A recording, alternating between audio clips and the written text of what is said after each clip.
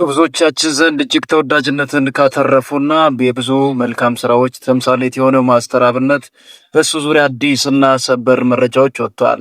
እጅግ አሳዛኝና ልብ ሰባሪ የሆነ ህይወትን እያሳለፈ የሚገኝ ከጥቂት ወራቶችና ሳምንታት በፊት ደግሞ ሕክምናውን በይፋን መጀመሩ በሁላችንም ዘንድ ግልጽ ነው። ታዲያ ከኢትዮጵያ ወጥቶ የሕክምና ምርመራውን ለማድረግና አንዳንድ የጤና ችግሮችን ለመፍታት ከኢትዮጵያ መውጣቱ በሁላችንም ዘንድ ግልጽ ነው። እሱን አስመልክቶ የወጡ ያሉ አዳዲስና ሰበር መረጃዎች አሉ። ለዚህ ቻናል አዲስ ከሆናችሁ ቻናላችንን ሰብስክራይብ በማድረግ የደወል ምልክቷንን በመጫን ቤተሰብ እንድትሆኑ ስል በታላቅ አክብሮት ጠይቃችኋለሁ። አዲስና ሰበር መረጃ አለን። እስከ ፍጻሜው ተከታተሉኝ። በብዙዎቻችን ዘንድ እጅግ በመልካምነቱ የሚታወቅ የደዎች አባት ተብሎ የሚጠራው ማስተር አብነት በህይወት ፈተና ውስጥ እጅግ እያለፈ እንደሆነና በብዙ ውጣ ውረዶች መካከል ህይወቱን እየመራ እንደሆነ ግልጽ ነው። ትላንት ሄዷል ከኔ ርቋል ብሎ ያለው በሽታ እንደገና መምጣቱና እጅግ ልብ ሰባሪ ነገሮችን በህይወቱ ላይ እየፈጠረ እንደነበር በሁላችንም ዘንድ ግልጽ ነው። ህመሙ እጅግ ብዙዎችን ያስደነገጠ ቢሆንም ነገር ግን ብዙ ኢትዮጵያውያን ትኩረታቸውንና አይናቸውን ማስተር አብነት ላይ አድርገው ጤንነቱን የተጠባበቁ እንደሚገኝ በሁላችንም ዘንድ ግልጽ ነው። ማስተር አብነትን የማያውቀው ሰው አለ ብሎ ማሰብ ይከብዳል። ራሱ ብዙ ዋጋዎችን ከፍሎ የወደቁበት ለማንሳትና ያለቀሱትን ለማጽናናት ረጅም ርቀቶችን ሲጓዝ የነበረም ብርቱ ወጣት እንደሆነ በሁላችንም ዘንድ ግልጽ ነው። ታዲያ ረጅም መንገዶችን እየተጓዘ ባለበት ሁኔታ ህመሙን ደብቆና በልብ ውስጥ እየታመመ ህመሙን ለማንም ሳይናገር በሽታውን እያስታመመ የልብ ህመሞችንም በብዙ ፈተናዎች እያለፈ ሌሎች ሳቅ ብቻ እየፈጠረ እንደቀጠለ በሁላችንም ዘንድ ግልጽ ነው።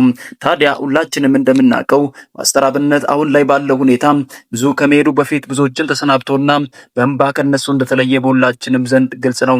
ባለቤቱንም ጨምሮ ህመሙን ለኔ እንኳን አጋርቶ አያውቅም። ለምን እንደሆነ የሚደብቅበትን ሚስጥር ባላቅም ነገር ግን ትናንት ከሚታመምበት በላይ ዛሬ እየታመመና የህመም በሽታው አይነት ባይታወቅም ህመሙ በፊቱ ላይ የተነበበ እንደነበር ስትል ትደመጣለች።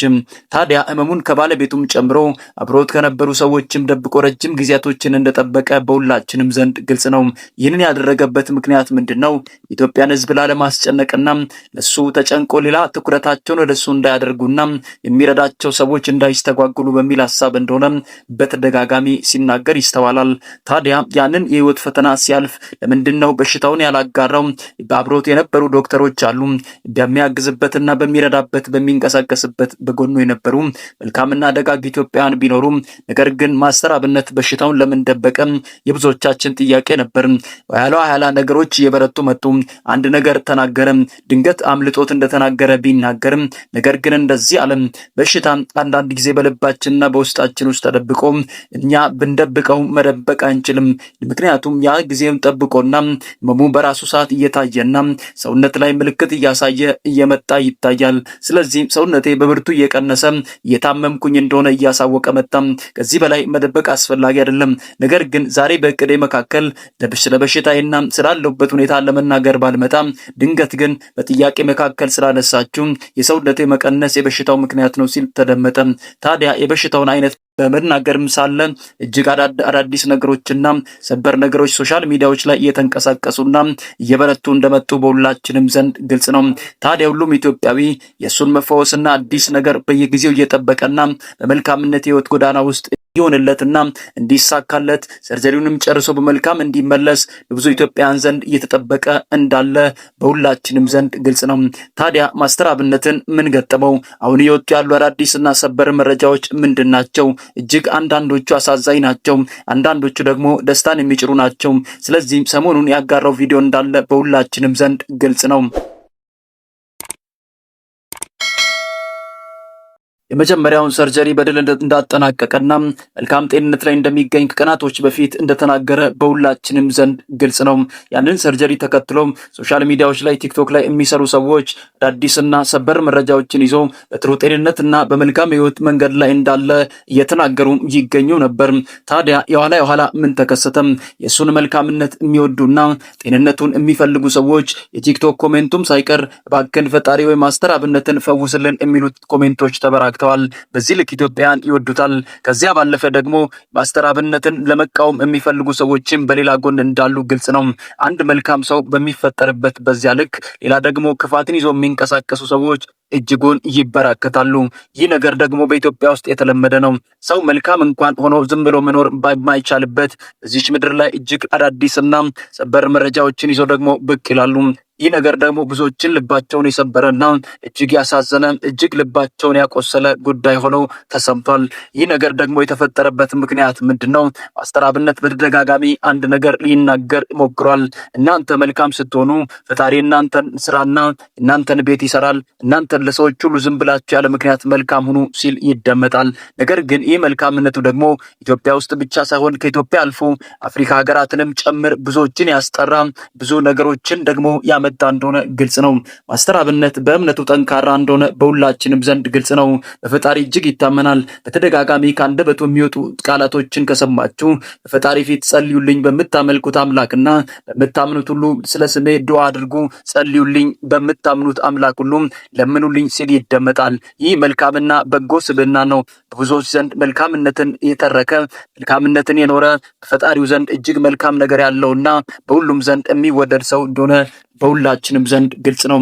ዛሬ ደግሞ የወጡ አዳዲስና ሰበር መረጃዎች አሉ። ብዙዎቹ የማስተር አብነትን መልካም ነገር በሚጠብቁበት ጊዜ አንድ አሳዛኝና ሰበር መርዶ ተሰማ።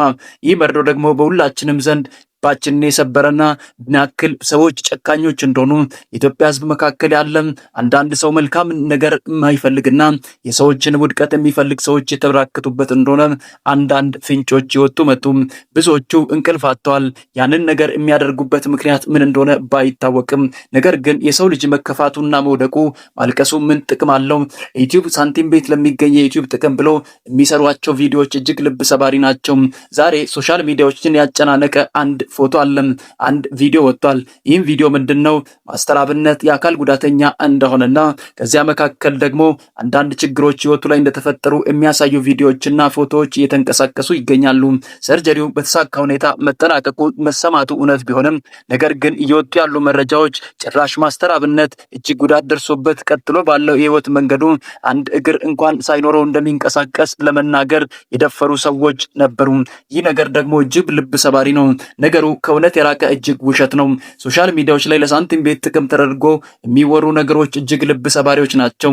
ዩቲዩበሮች ዛሬ ከሚገኝ ጥቅም በላይ ኢትዮጵያ ላይ እጅግ ዋጋ የከፈለ ብርቱ ስራዎችን የሰራውን ማስተር አብነትን ማድነቅ ትተው ነገር ግን ስለሱ መጥፋትና መሰበር ደግሞ አለት በጤናው እንደማይገኝ የሚተረገ ያለ ሴራ እጅግ አሳዛኝ ነው። ስለዚህ አንድ መረጃ አለ። ነገሩ እጅግ ውሸት ነው። የተንቀሳቀሱ ያሉ ነገሮች ውሸት ናቸው። ምክንያቱም ማስተር አብነት አሁን ባለው ሁኔታ በጥሩ ጤንነት ላይ እንደሚገኝ እንጂ ከዛ ውጪ ደግሞ ሌላ ክፉ ነገር እንዳልተፈጠረበት አሁን በፎቶዎች ላይ እና በሚዲያዎች ላይ የሚንቀሳቀሱ ውሸት እንደሆኑ እንድታቁልኝ ዘንድ እሻለሁ። ዛሬ ያስኩላችሁ አዲስና ሰበር መረጃ ይሄንን ይመስላል። ማስተር አብነት የሚገኝበትን ጥሩ ጤንነት እንደሆነ ተረድታችሁ ባላችሁበት ሁሉ እንድትጸልዩለትና በጎ ነገር እንድትመኙለት ስል በታላቅ ትህትና ጠይቃችኋለሁ። በቀጣይ አዲስና ሰበር መረጃ እስከምንገናኝ ድረስ ለዚህ ቻናል አዲስ ከሆናችሁ ቻናላችንን ሰብስክራይብ በማድረግ የደወል ምልክቷን በመጫን በቀጣይ አዲስና ሰበር መረጃ እስከምንገናኝ ድረስ ባላችሁበት ሁሉ ቸር ቆዩ፣ ቸር ሰንብቱ እላለሁ።